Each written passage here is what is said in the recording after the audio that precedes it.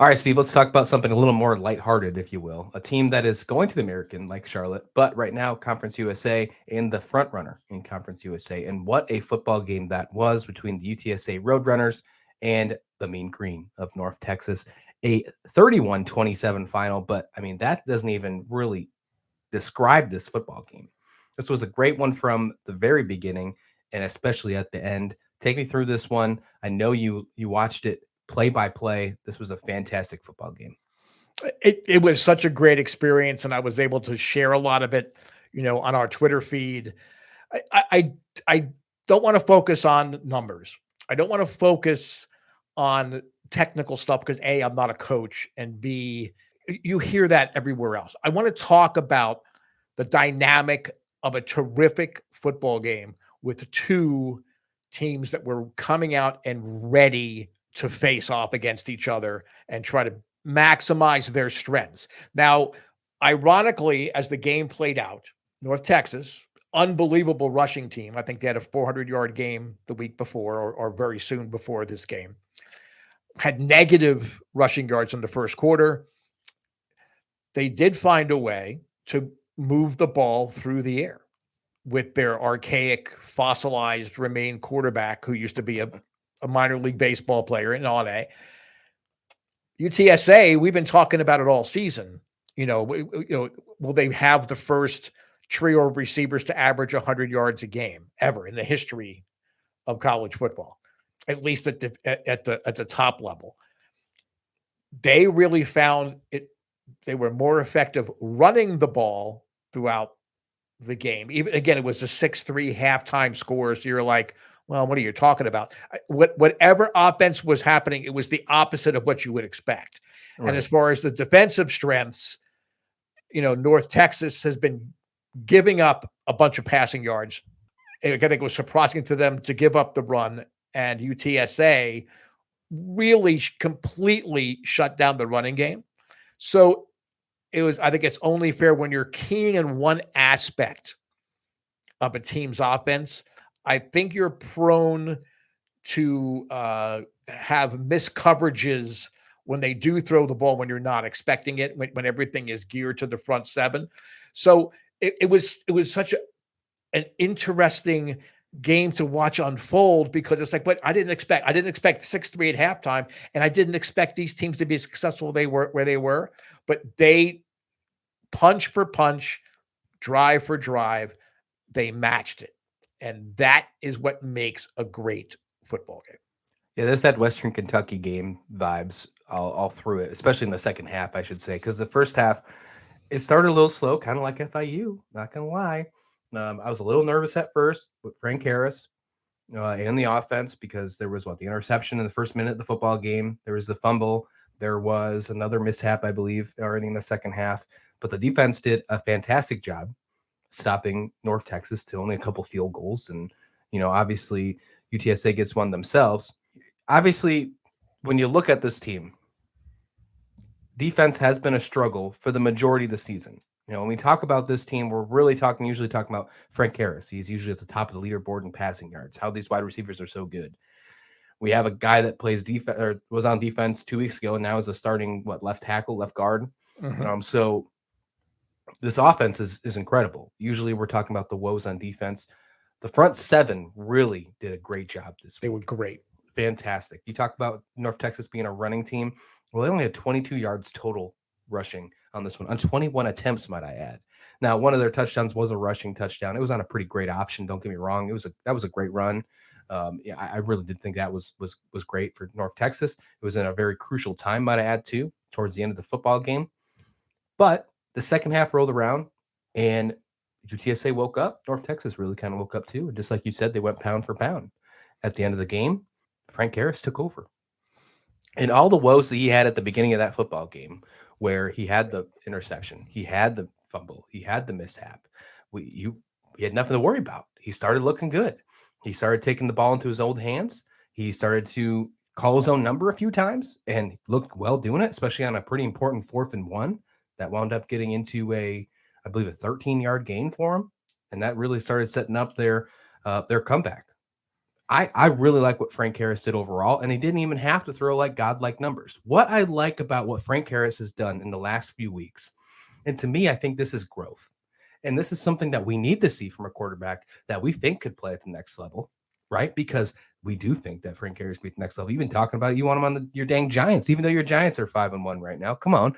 But with that being said, look at what he's done. He's come from a guy who you want to buy the Frank Harris for Heisman hat. You want to buy the t-shirt. He might not be that kind of nominee anymore. Okay, fine. He's still throwing up really good numbers. He's not in the top of the yards anymore, but he's still throwing up great numbers. But those numbers are turning into more of a field general kind of guy, turning into a fact where he's winning football games. Look at the Western Kentucky game. The offense, now this might be a little bit of Jeff Traylor too, but it's just the leader of the team is your quarterback. Jeff Traylor is teaching him how to become a field general and become a guy who wins football games. Western Kentucky, they start running the football. FIU, they start out slow. Guess what? He found a way to win football games. And against North Texas, what do you do? Throws a beautiful fade to Clark in the end zone to win the football game with 16 seconds left. Finds a way to win football games. General managers and owners in the NFL do not draft players in hopes that they're going to be the MVP of the league. They don't. They draft players in hopes that they are going to contribute the way they need them to win football games, especially at the quarterback position. You don't see a guy that says, we're going to draft and first overall, we're going to go for Bryce Young, Alabama, because we think he can be the MVP this year or the rookie of the year. No, they think that this guy, when Bryce Young becomes a top-rated draft pick, because he probably will, right? When he becomes a top-rated draft pick, those guys feel like he will be a quarterback that can successfully take this football team to where they need to go for years to come. That is what is developing here at Frank Harris. One more thing that I have to add, and I give a nod to Jeff Traylor on this one. The last few weeks, especially, let's start off with Western Kentucky, because that's where it really got fun. Western Kentucky, they turned their passing unit into more of a running offensive game. We gave the nod, gave the sticker on the helmet to Brady, right? We said, man, how exciting was this that they're starting to run the football? Well, then against FIU last week, we didn't really see Brady. We saw Barnes. And we're like, this is great. Fantastic. They're getting everybody to fire in all cylinders. I think that's what we said, actually. I think that's the words that we said, firing in all cylinders. It came into play, and it's very handy that they did that against North Texas because the passing game wasn't always there, although they came in clutch when they needed to in this game against North Texas. But Frank Harris ran the ball great.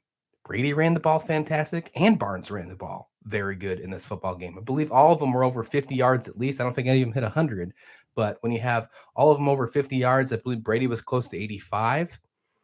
If you're sharing the rock like that and you're not becoming a one-dimensional football team, guess what we're doing, Steve? We're winning football games. I love what I saw with UTSA in this one.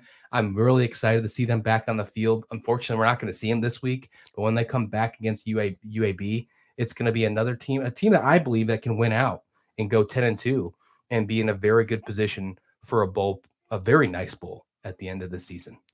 Yeah, I want to go back to the Traylor-Harris partnership. Mm-hmm. Frank Harris, obviously, is a good student of the game. Everyone says how coachable, as ridiculously talented as he is, how coachable he is. And you pointed out earlier in this segment how you got nervous because Frank Harris kind of had a slow start against FIU. For he sure. Sort of had, a slow start against Western Kentucky to a degree. Mm-hmm. It plays to his strengths that, when he threw that interception, you could see he hadn't seen that scheme on tape from North Texas, looking at all the North Texas, tape that he watched before this game. But this was a huge game for both sides. You didn't see him force that pass or make that pass across them over the middle again until much later in the game.